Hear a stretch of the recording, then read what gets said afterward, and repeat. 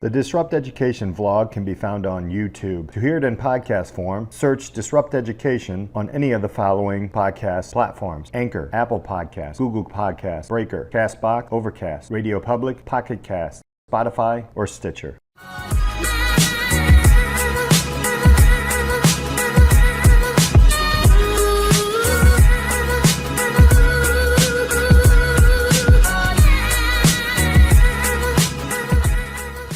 Welcome to the Disrupt Education Podcast. I'm Peter Hostrasser. Thank you guys so much for hanging out with us today. I have a wonderful, wonderful guest. Rocio Perez is with us today. Rocio, how are you doing today? I am amazing, Peter. It's such a pleasure to be with you. Oh, fantastic, fantastic. Now, you have an amazing story to share, and we're going to talk all about education, and I can't wait to jump into it. So if you don't mind, can you give us a brief kind of introduction of who you are and what you are doing these days? My name is Rocio Perez. I'm an international author, speaker, trainer, author of Unstoppable: 7 Steps for Becoming a More Intentional Leader, helping people achieve their greatness. We have the Mind Shift game. That's what we're doing here today. And inside of the game is helping people transform their lives through gamification. We're really, really excited about that. I've read your bio. It's so big. You've got so much amazing opportunities to help people and work with people, the gamification of education, your path. Let's jump into that path. You have an amazing story, and I would love our listeners to hear your educational path, both in life and obviously with all the degrees that you have, and how you got there. So if you don't mind, can you give us a little bit of that path? Most definitely. Peter, I grew up in extreme circumstances. I was a little girl who had a dream and said, I want to become a teacher one day.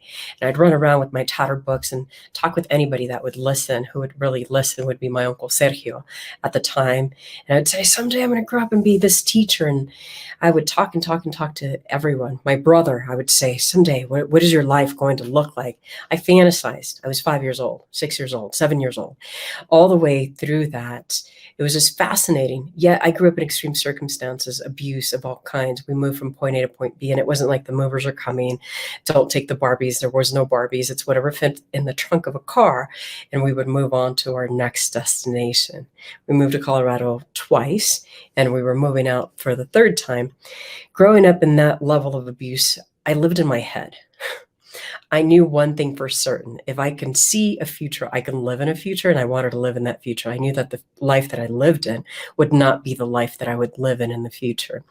And there I was at the age of 12. I had suffered all types of abuse, physical, sexual, mental, of all kinds. I shouldn't even be alive. And I'm here today. I'm here today because of the decisions I made. I was 12 years old. I looked at my grandmother one day and said, Grandma, you know they're going to kill me. And her response was, I know. And I shared with her, I'm like, Grandma, I need you to help me. And it was my courageous uncle, who was 16 at the time, who said, I will help you. I ended up running away, living with my grandparents for a couple of years, running away from their home. Now I had been drinking, smoking, partying to numb the pain. I just couldn't fathom to even think of how parents can do this to their children, to completely destroy somebody's life. And now here I was, right away with my 22-year-old boyfriend, pregnant at the age of 14. And now 15 years of age. And I have a baby. I have this beautiful little being. And what do I do here now in my life? And I brought up that dream again. I said, okay, this dream is still there. And I knew being a Latina, single mother, family didn't support her, 6th grade education, menial jobs, that this child didn't stand a chance. And therefore, at the age of 15, I was knocking on the Community College of Denver's doors to let me in. And after long discussions, because I was a rebel, I wasn't going to take no for an answer. This is my lifelong dream, where people are saying, Rocio, you can't go to school. And I'm like, well, I'm not leaving until you tell me how I can come into school. This has been my dream. And Roxanne just finally got really, really tired and said, okay, the only other way that you can come in is if your parents sign. And I said, my parents have no desire to see me. And they didn't. I hadn't seen them for 3.5 years, and I was only 15 and a half at the time. And I said, okay, what else? How else? There's got to be another way. And she goes, well, emancipation's the only other way. And it was like the biggest word I've ever had heard in my life. And I'm like, what is emancipation? She's like, well, you need to go and prove in front of a judge that your parents haven't been responsible for you. They're not taking care of you for at least 3 years at that time. And I said, well, that's easy. It's been 3.5 years. They don't even want to hear from me.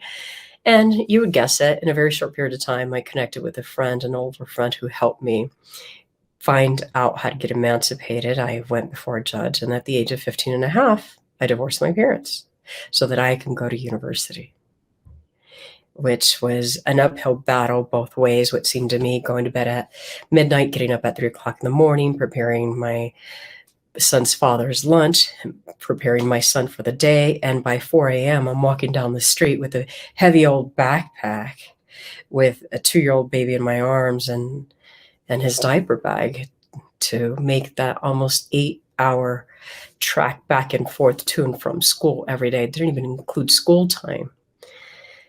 I started mentoring students along the way. So fast forwarding, left that relationship, started mentoring students, completed school, earned 2 associates. I graduated with my students, which was fascinating. People that had gone to college, they had their degrees, they were on their second careers, that some of them were old enough to be my parents.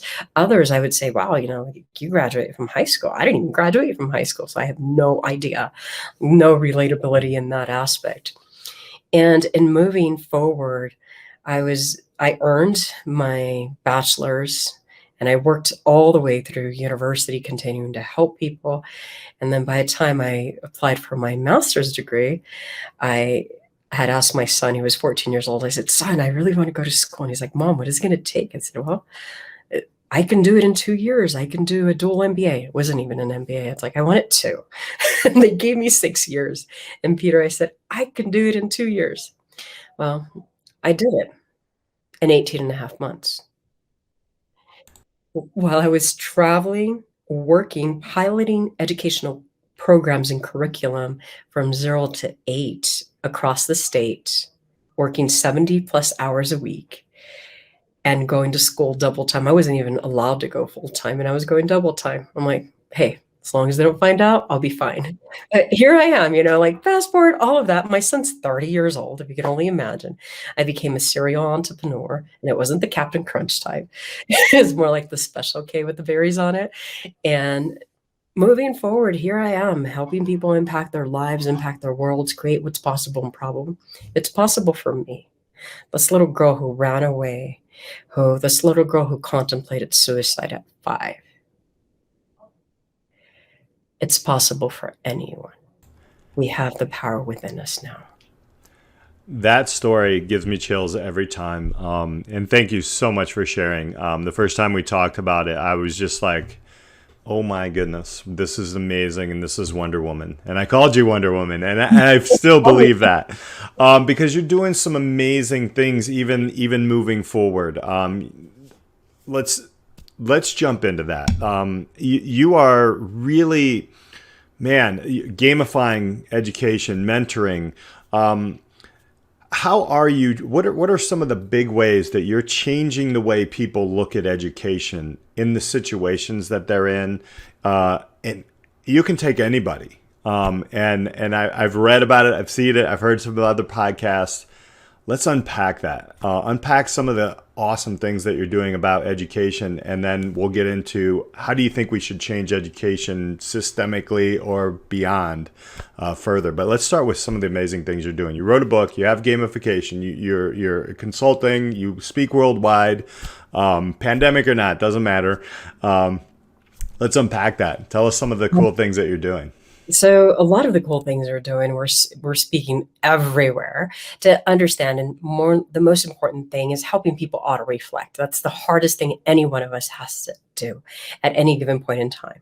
As we're working with educators, as we're working with people that are impacting education and so forth, getting people to think, getting students to think, who's the greatest individual that knows about their life, right? As a teacher, we are the ones, right? How do we auto-reflect to the degree of knowing what our impact is here now through coaching? We do it through our courses, and we do it through a number of different things. Also with the students, understand, how do you get into a student's world? How do we assume that we are, as educators, we're not the greatest teachers, right?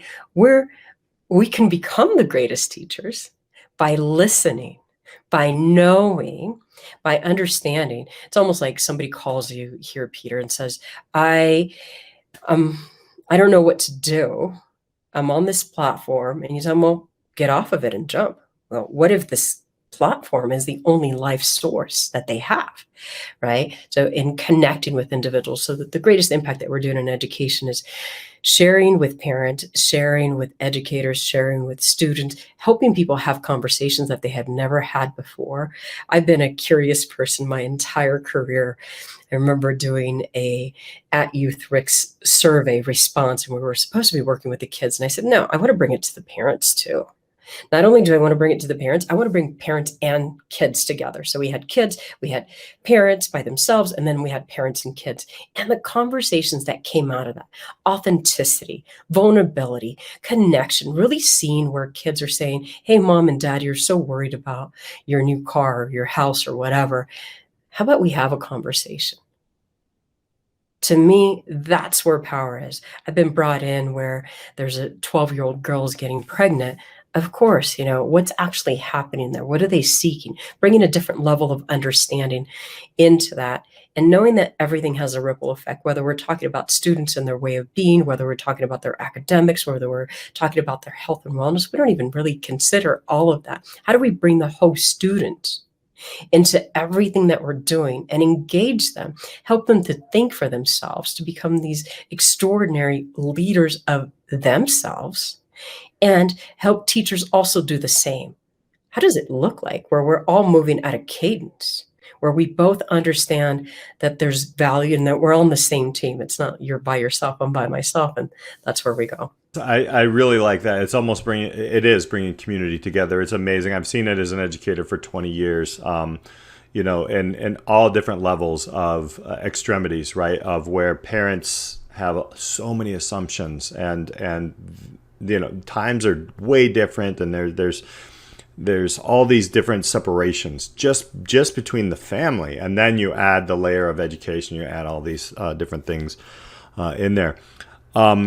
So you raise the game up, and I want to talk about the mindset game and kind of unpack that. This is pretty cool. We'll put I'll give you a chance to tell people where you can get this, but talk to us a little bit about the thought process behind the game and how it became a thing, and what's it doing to help. Most definitely, and thank you. We've had so many individuals come up to me, Peter, as I was walking off stages. They'll say, "Oh, what else?" And I say, "Okay, I failed miserably trying to help everyone.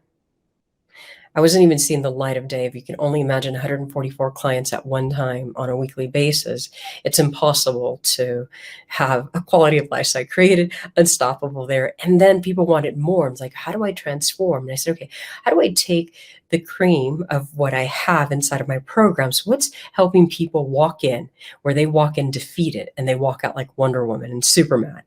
What is that? And for me, it was affirmation. Specifically, we included in the mind shift game 5 different categories, starting with courage. That's the first one. And then we built confidence as part of that as well. Took it into vision. What does that look like for somebody to expand their vision powerfully?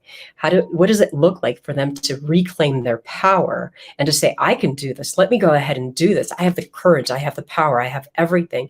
And then finally, to have the energy to be able to do that. The mind shift game brings just that. It gives people an opportunity to go ahead and create new patterns for themselves, right? Because we've been accustomed, you and I have been accustomed to hearing like 21 days to develop a habit. No, it's roughly 66 days to develop a habit, because we challenge ourselves. And I'm sure you've been there where it's like we start off really strong. I know I've started off really strong, and then all of a sudden I'm backing off from that. And then I have to go back in. And then there's a moment in time like, okay, I've got this. Yet to develop a pattern, that's an entirely different animal that's the moment that you got inside the car and you're like, oh, I know how to drive. And then you realize, no, I don't. Do you remember that moment? I remember it so vividly. I said, I do not know how to drive, and I do not know how to drive stick shift. And then knowing that I had to learn how to do it, Now all of a sudden, I have my grandson. I have a 6-year-old grandson now. I only imagine Amelia's in the car, and I'm like, I can be having a conversation with him, still paying attention to the road. Everything is so different. Now I'm autopilot. I no longer have to think about hand over hand to steer and pay attention to all those details that I did. This is what the affirmations help us do.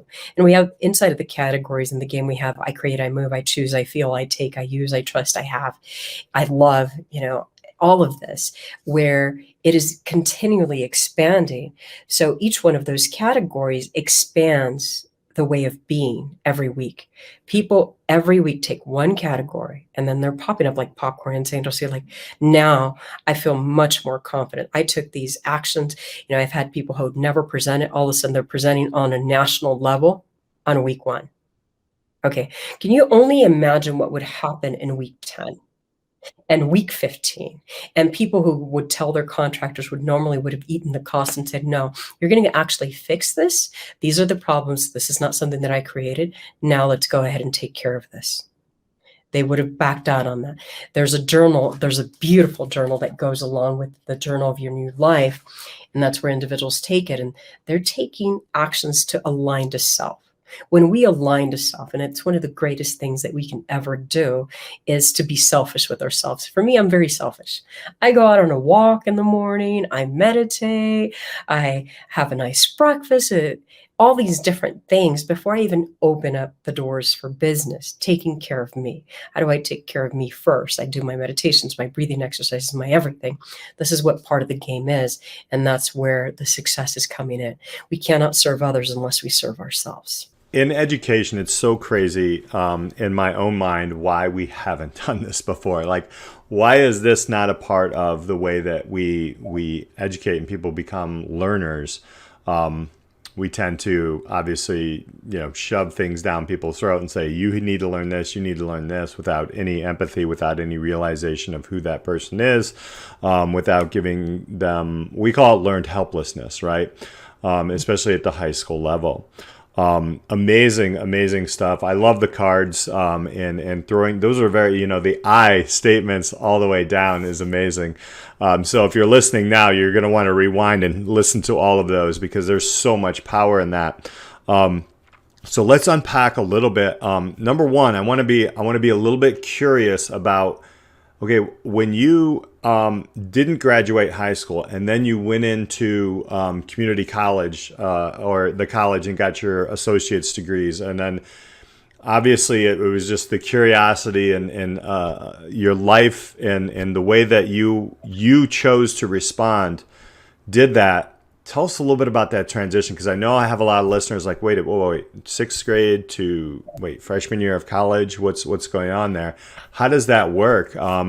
And kind of unpack that for us. Well, I was committed. I would say the greatest thing, it was my why was my son. There was no room for error. There was no room for mistakes. There was no room for giving up. It's like I knew one thing and I knew one thing certain. And also my heart called for it. My heart called for me to become that teacher, for me to help individuals. And it wasn't easy. And it wasn't easy. A lot of the times, Peter, I was in class. I didn't know what they were talking about. I would make a mental note or write something down and say, okay, I don't know what that is. I'll go to the library and figure it out. I don't know what that is. And sometimes I even had adults telling me, like, Rocio, you should go back to high school. And no, this is where I belong. I even got kicked out of my classroom one day because I was being a rebel. And I just wanted to participate. And if you know as a teacher that you have a project that's coming up, give us every opportunity to participate. Don't spring it up on the last minute and then assume that only, that everybody's going to have that opportunity. Know that there's only going to be a few people that have that flexibility. It wasn't easy.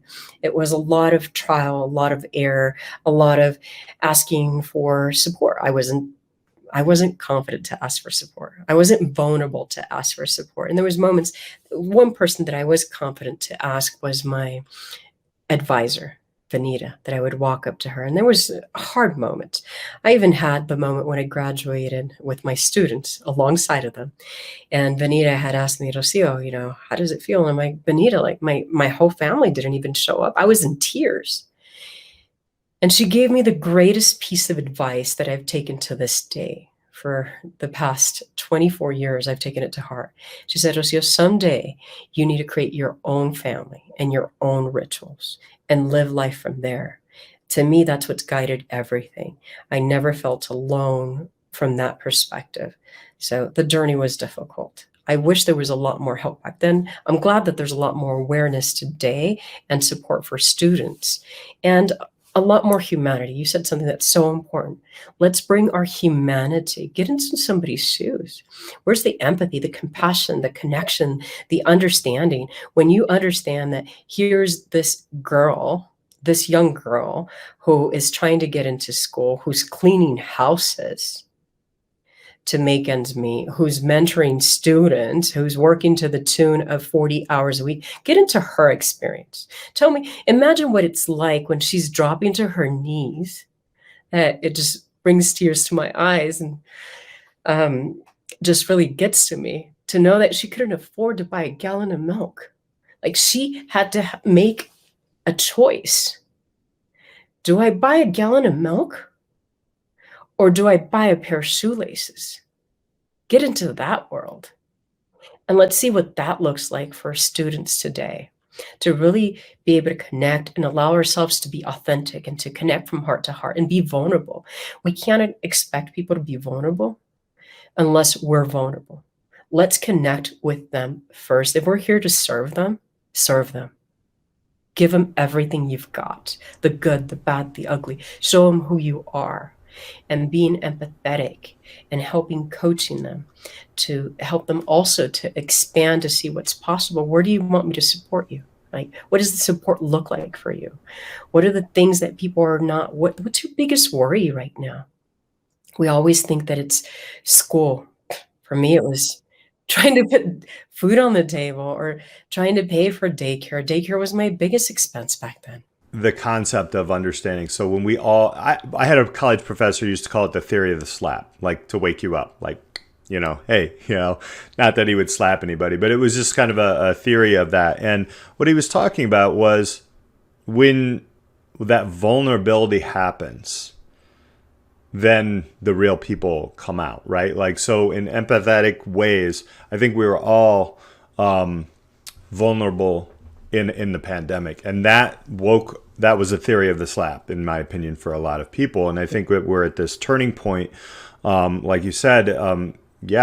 If you don't know what's going on behind the scenes, or if you're not empathetic at all, maybe unit 3 doesn't really matter to this person right now, Mm-hmm. And I really like that, because the vulnerability is really where it's at. And for me personally, as an educator, I think there's always room for improvement. The other thing that I love that I just kind of wanted to restate is going back to high school, or just let's go forward, right? And that is, I just want to just throw up my arms like, yes, right? Like, let's just keep moving forward. And you've always made choices to keep moving forward, and you help others make those choices moving forward. With all of that and the changes in education and, systemically, life education, what are some things that you would encourage that maybe systems can change right away? And then we'll go off into a little bit of what advice would you give younger people in situations that are obviously traumatic, very, very difficult situations, and around their learning and curiosity. So let's start with education first. What are some things that you would like to see change just right now, or, that should be implemented? I would love for everybody to go through a coaching program on an ongoing basis so that they could get to understand themselves, go auto-reflect, discover who you are, where you've been, what shaped who you are and how you see the world. Once you know that, you will have the empathy and the compassion and the connection and understand where people are coming from, and no longer say to that little boy, because I've had this 20 years ago, I had a little boy, I was doing classroom lessons on nutrition education. A little boy, 5 years old, comes up to me, Miss, can I have some string cheese? And I'm looking at this little guy, I'm like, of course, you can have some. No, I want to take some home because my brothers and sisters are not going to eat tonight. Until you know that, and it's not We're not going to eat because we went to bed early. We're not going to eat because there is no food.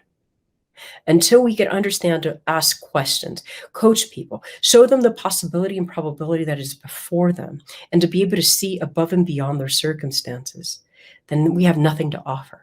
Let's do that. Let's do that here now.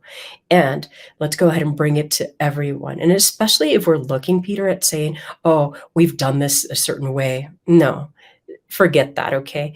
The things of the past no longer work. As a matter of fact, COVID moved it all nicely around, and we know they weren't working to begin with. And now we have the blessing that a world pandemic has given us. And for students, I would say for students, be vulnerable, connect, find ways to develop yourself, find people to help you. I know I was deathly afraid of losing my son. My entire life, I was afraid of losing him. I was afraid of making a mistake. I was afraid I wouldn't even go out and hang out with my friends because I was afraid of losing him because of my age. How about we be a little more vulnerable and we be a little more empathetic and look at people through a different lens, because we hear the word student and what automatically comes, oh, they're little troublemakers, they don't listen, whatever thing that is inside of us. We are actually viewing people through our own lens and with our own labels. We're not even relating or connecting to the true, authentic human being that is before us, and we're making decisions. I'm going to share this thought with you. I was working on my memoir a number of years ago, and I called my mentor. She was 50 years old at the time. I was 15 years old. She's 50, 15. My son is 15 days old. Okay. And I had a number of confessions. I'm like, I never shared this with you. I was so afraid of losing my son, all these things. Here's this 42-year-old woman who's making these confessions, okay? And then she calls me up and she's in tears. And I said, what's going on? She goes, Rocio, I always thought you were the problem. I didn't realize that it was the adults in your life that were the problem. See, we treat each other by our own misconceptions of who that person is. The only thing I was trying to do was survive and get away from these people that were hurting me. And I put up with a lot that I should have never had to live through. Should have never had my jaw dislocated, my nose broken, my ribs fractured. I should have never had any of that. Yet I did. Why? Because people had a misconception that I was the troublemaker. Super, super powerful stuff. You see that change on the education realm and in life in general. It is a game changer.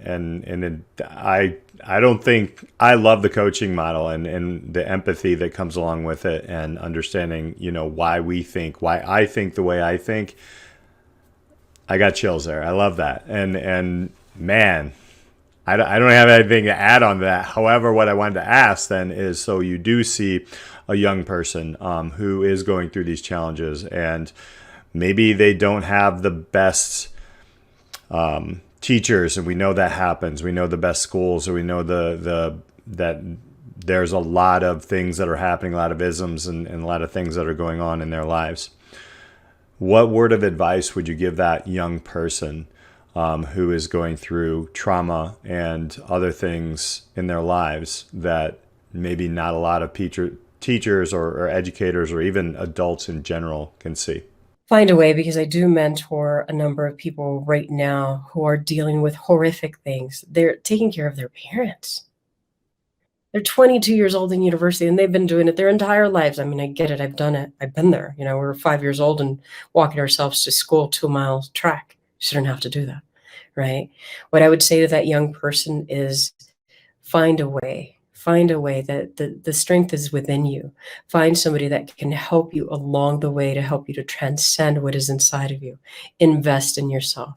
If there's coaching classes, find coaching classes. If there's experiential experiences that you can go through, do that. I did a lot of my healing through experiential work, experiential conferences and learning, asking questions to myself, auto-reflecting. It was one of the hardest things. I just had an extraordinary breakthrough.